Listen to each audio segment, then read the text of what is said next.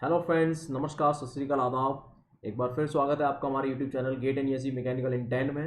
दोस्तों, आज मैं पढ़ाने जा रहा हूँ effective length of the column and the slenderness ratio of the column, which is very very very important terms. तो देखेंगे दोस्तों कैसे इफेक्टिव लेंथ वेरी करती है और स्लेंडरनेस रेशियो क्या होता है। तो आइए शुरुआत करते हैं लेक्चर की। Dear friend, this slide is the little introduction about me. इस स्लाइड में मेरा लिटिल इंट्रोडक्शन है, आप इसको एक बार पढ़ लीजिए, देख लीजिए मेरे बारे में, मैं क्या पढ़ाता हूँ, क्या करता हूँ। और अगर आपको मेरे वीडियो अच्छे लगते हैं तो आप मुझे अनअकैडमी के इस लिंक पर फॉलो कर सकते हो। मैंने अपना कॉन्टैक्ट नंबर मेंशन किया हुआ है, आप मुझे कॉन्टैक्ट कर सकते हो। आपको कोई भी दिक्कत है, वीडियो में कोई चीज़ समझ में नहीं आ रही है, आप मुझसे पूछ सकते हो। इसके अलावा आपको सब्सक्रिप्शन के रिगार्डिंग बात करनी है तो आप मुझे यहाँ पे कॉल भी कर सकते हो। मेल आईडी भी मेंशन किया हुआ है, यहाँ पे भी आप मुझे मैसेज कर सकते हो। तो आइए दोस्तों शुरुआत करते हैं लेक्चर की। Now, effective length. What is the effective length? The effective length can be defined as the distance between the two adjacent point of contraflexure. Yes, two adjacent point of contraflexures on column. जब हम column का bending moment diagram एक तरह से बनाएंगे तो बेटा हम लोग जानते हैं बेंडिंग मोमेंट डायग्राम में जहाँ साइन चेंज होता है उसको हम पॉइंट ऑफ कॉन्ट्राफ्लेक्चर बोलते हैं। तो जिस जिस पॉइंट पे बेंडिंग मोमेंट में साइन चेंज करता है that is the point of contraflexure. तो ऑब्वियसली बात है उस पर्टिकुलर पॉइंट पे जब वो साइन चेंज करेगा तो उस टाइम पे मूवमेंट की वैल्यू जीरो होती है। तो कुल मिला के ऐसे समझिए कि जिन दो पॉइंट्स पे मूवमेंट की वैल्यू जीरो हो जाएगी, फॉर एग्जांपल यहाँ और यहाँ, उन दो पॉइंट के बीच की डिस्टेंस को इफेक्टिव लेंथ ऑफ कॉलम बोला जाएगा। ठीक है, जिन दो पॉइंट्स पे मूवमेंट की वैल्यू जीरो हो जाएगी उन दो पॉइंट्स के बीच की डिस्टेंस को इफेक्टिव लेंथ बोला जाएगा।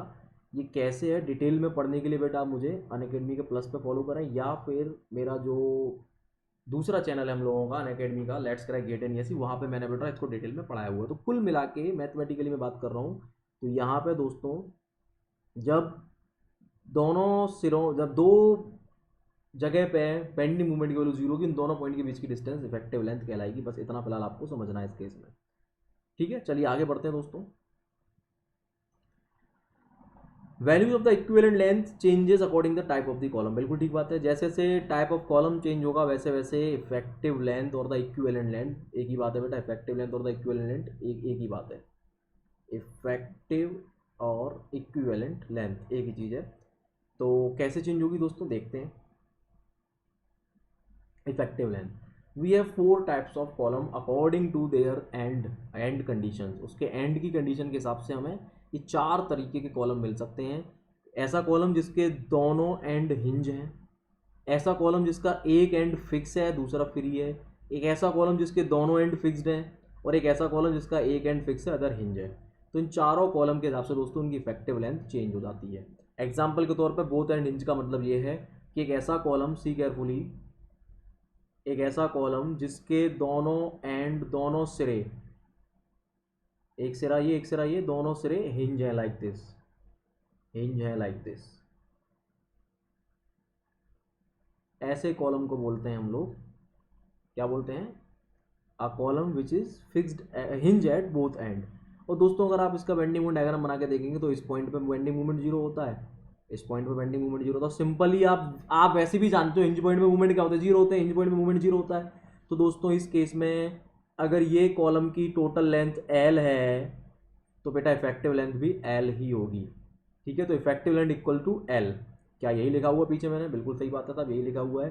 तो बोथ एंड हिंज के केस में effective length equal to L होगी, यानी जो कॉलम की लेंथ है वही हमारी इफेक्टिव लेंथ एल होगी। और बेटा ये हमारा आइडियल केस है, मतलब अगर न्यूमेरिकल क्वेश्चंस में आपको कुछ भी मेंशन नहीं है एंड कंडीशंस के बारे में तो आप हमेशा उसको कंसीडर करो कि वो बोथ एंड हिंज वाला कॉलम है। अगर कुछ भी मेंशनड नहीं है क्वेश्चन के अंदर तो आप चुपचाप से इसी को मान के चलो कि उसके दोनों एंड हिंज हैं। अब देखते हैं दोस्तों बोथ एंड फिक्स वाला, इसको देखते हैं पहले। अब दोस्तों ऑब्वियस सी बात है, जब दोनों एंड फिक्स हो जाएंगे तो यहां बना देता हूं मैं, इसको हटाता हूं फटाफट से, मैं एक कॉलम बनाते हैं जल्दी से जिसके दोनों एंड फिक्स हो जाएंगे।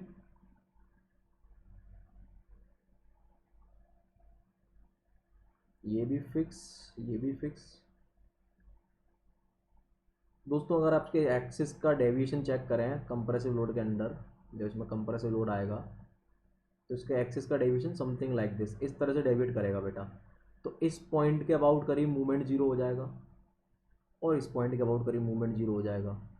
और दोस्तों इनके बीच की जो डिस्टेंस बचेगी this will be called as the effective length.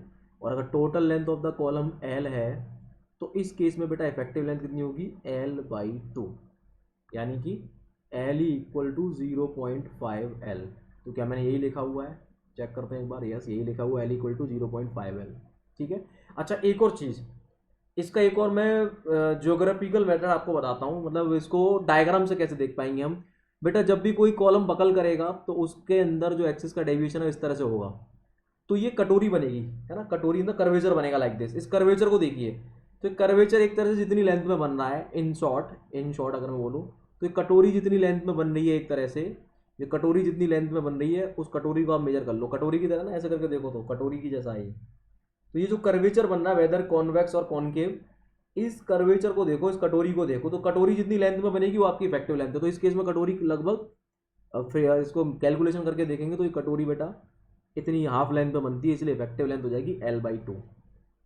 पिछला जो केस कराया था मैंने बोथ एंड हिंज वाला, उसमें कटोरी ऐसे बनी थी पूरे में, पूरी लेंथ में कटोरी बनी थी जिसमें बोथ एंड हिंज थे पिछला केस में, इसलिए effective length L equal to L दिया था मैंने। अब आते हैं आगे, जब both one end fix other free, one fixed other free, उससे पहले वन फिक्स्ड अदर हिंज कर देते हैं, वन फिक्स्ड अदर हिंज, इसको देख लो फटाफट से, वन फिक्स्ड अदर हिंज, ये वाला केस।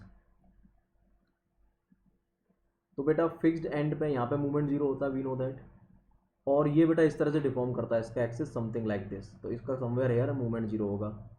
तो इस केस में अगर टोटल लेंथ L है तो बेटा इफेक्टिव लेंथ कटोरी वाली लेंथ होगी, कटोरी इतने पार्ट में बन रही है, and here this is equal to 1/√2 L/√2 L/√2। तो कितना आ जाएगा बेटा 0.707 L। तो क्या यही लिख रखा है मैंने, चेक करो, यस यही लिख रखा है।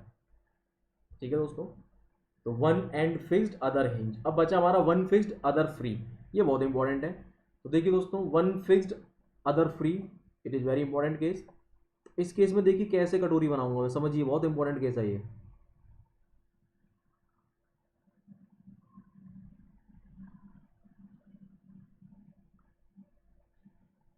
ये हमारा कॉलम हो गया, उसकी टोटल लेंथ हो गई L, एक एंड फिक्स्ड है, देख पा रहे हैं, फिक्स्ड एंड है, फ्री एंड है, इस पर हमने लोड लगाया। Now this column will buckle like this, ये इसका अगर एक्सिस है तो this column will buckle like this, ऐसे करके बकल करेगा, ये आगे भागेगा। तो कटोरी तो बनी नहीं, कटोरी कैसे बनाएंगे, देखो एक इमेजिनरी कॉलम इमेजिन करो, यहाँ पे एक इमेजिनरी कॉलम इमेजिन करो कि यहाँ पे एक इमेजिनरी कॉलम है जिसकी लेंथ भी L है, यहाँ से लेके यहाँ तक की लेंथ भी L है। अब अगर ये कॉलम इधर बकल कर रहा है तो ये कॉलम किधर बकल करेगा लोड लगने पे, ये इस तरह से बकल करेगा, बन गई कटोरी।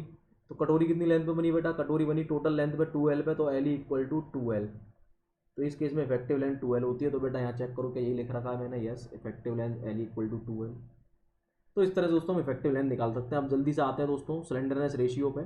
दोस्तों स्लेंडरनेस रेशियो क्या होता है, it is the ratio of the equivalent length of the column to the least radius of gyration. Least radius of gyration और इक्विवेलेंट लेंथ के बीच का, मतलब इक्विवेलेंट लेंथ और लीस्ट रेडियस ऑफ जायरेशन का जो ratio, that is called the slenderness ratio.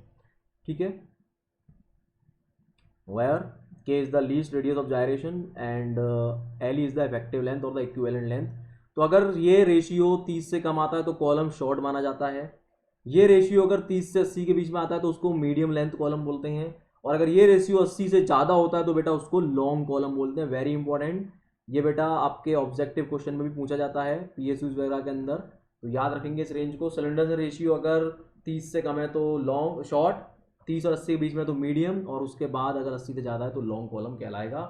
क्या है ये रेशियो, इफेक्टिव लेंथ और रेडियस ऑफ जायरेशन का दोस्तों ये रेशियो होता है। रेडियस ऑफ जायरेशन लीस्ट लेनी है, याद रखेंगे।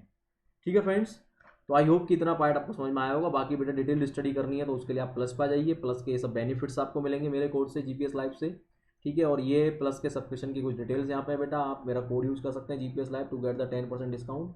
And apart from that my dear friend, अच्छा लग रहा है तो सब्सक्राइब करिए चैनल को और आगे बढ़ते रहिए दोस्तों, और मुझे फॉलो करिए अनअकैडमी पे to have the depth knowledge, क्योंकि ये तो 10 मिनट वाली वीडियो, बाकी डेप्थ नॉलेज के लिए आपको मुझे अनअकैडमी फॉलो करना पड़ेगा। ठीक है दोस्तों, तो thank you so much for watching this video, all the very best. मिलेंगे नई नेक्स्ट वीडियो में नई एनर्जी के साथ, नई कॉन्सेप्ट के साथ। तब तक के लिए जय हिंद, जय भारत।